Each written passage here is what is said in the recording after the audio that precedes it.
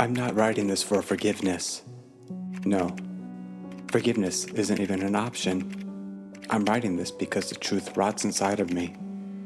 It's been eating away at me for years, chewing through my nerves, scraping its teeth against the wall of my skull. If I don't let it out now, before this Halloween, I think it's going to finish me from the inside. But there's something you need to understand before I begin. I don't kill because I want to. I kill because I have to. And I only do it on Halloween. I was 8 years old the first time I saw them. It was Halloween night, 1997. The air smelled like cold dirt and smoke from somewhere far away. The wind kept dragging leaves across the cracked pavement. And every now and then, one would scrape against the ground just enough to make me flinch. That was the first year trick-or-treating alone. My parents finally gave in, but they gave me the usual warnings. Stick to the neighborhood, no dark alleys, be home by 9. It was the first time I felt real freedom. My pillowcase was heavy with candy. My hands were sticky from caramel. My cheeks were cold under my mask. I should have gone home when I reached the corner of Walnut Street. The rest of the houses on my list were behind me. But there it was at the end of the road, a place the older kids knew. A place the older kids always dared each other to visit. The old house. Everyone said it was abandoned. The porch sagged under its own weight. The shutters hung at crooked angles, rattling softly in the wind. The windows were covered, not boarded, not curtained, but sealed with thick black trash bags duct taped to the frames. There was one thing on the porch, a pumpkin. Its grin was carved wide, the teeth jagged and uneven, like someone had taken a knife to it in a hurry. I remember thinking, if no one lives here, who put that out? But I was a kid, and candy is a powerful motivator. I climbed the steps and knocked. The door creaked open on its own. The air that drifted out smelled wrong, like wet soil, like something sweet that had gone bad. That's when I saw him. Tall and thin, wearing a black suit so black it seemed to drink the porch light. His mask, if it was a mask, was the color of old bone. The eyes were just deep, empty holes. He didn't speak. He just stepped aside, tilting his head, motioning for me to come in. I should have run. I wanted to run, but I stepped forward. The floor inside was soft under my toes, like the wood was rotting. Somewhere deeper in the house, I heard a faint scratching. He handed me something wrapped in wax paper. I thought it was candy, but when I got home and unwrapped it, it wasn't candy. It was a human tooth. I tried to tell my parents. They didn't believe me. They laughed it off, said it was just a Halloween prank. But that night, I woke up to the sound. I sat up in bed, heart pounding. The tapping was coming from my bedroom window.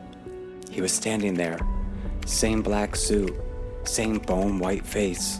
Only now, he was holding a carving knife. He didn't try to get in. He just tapped the glass and tilted his head with those same small, unnatural jerks, like he was listening to something I couldn't hear. And then he mouthed the words, every year.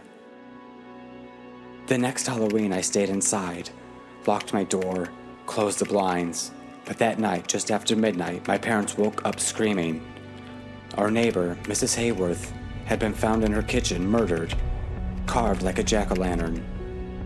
The police said there were no fingerprints, no signs of forced entry, but there was only one thing they found on her porch, a tooth wrapped in wax paper. The third Halloween, I felt it for the first time. It started as pressure in my skull, like someone was pressing their thumbs into my temples from the inside. Then came the whisper. It wasn't in English, not at first. Just low, wet syllables curling through my thoughts like smoke. I saw things, faces I didn't know, streets I'd never walked, blood running across hardwood floors. And then I saw the knife in my hand. It was my hand. When I came to, I was standing in the middle of Maple Street, blood up to my elbows. A man was lying at my feet. His eyes were open, but they were empty. In his mouth was a tooth wrapped in wax paper. From that year on, it never stopped. Every October, the pressure builds. The whispers grow louder. My hands ache for the weight of the knife. By midnight on Halloween, my body isn't mine anymore. It's him. I've tried to fight it. One year, I trained myself in my basement. No phone, no lights. I thought maybe if I made it to November without spilling blood, it would end. When I woke up, the chains were broken.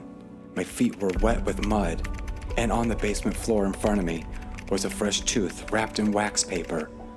Upstairs, I could hear the muffled sound of screaming. Another time I fled town. I thought if I was far enough away, he couldn't find me. But I woke up in the driver's seat of my car, parked outside some stranger's house. The knife was warm in my hand. The back seat was full of teeth. The kills aren't so fast. That's the part that haunts me. Whoever or whatever he is, he doesn't just kill, he carves. Every slice is deliberate, measured, like he's shaping something. One year, I watched from the inside of my own eyes as he cut the skin from a man's cheek, peeling it back until the mouth stretched too wide, making the face matching the pumpkin grin from that first year. Another year, it was a little girl, her face pale in the dark, her candy bucket still in her hand. He set the bucket aside before working on her throat. I remember the whisper in my head wasn't in some strange language that night. It was in English. It said, "You take care of the little ones first." Why am I writing this now? Well, tonight it's happening again. The pressure is unbearable. The whisper isn't whispering anymore. It's shouting. And I know where I'm going. I can see the street, the porch light, the pumpkin by the door. It's yours. If you're reading this before I get there, lock your doors. Don't answer after midnight. And if you see a tooth wrapped in wax paper, it's already too late.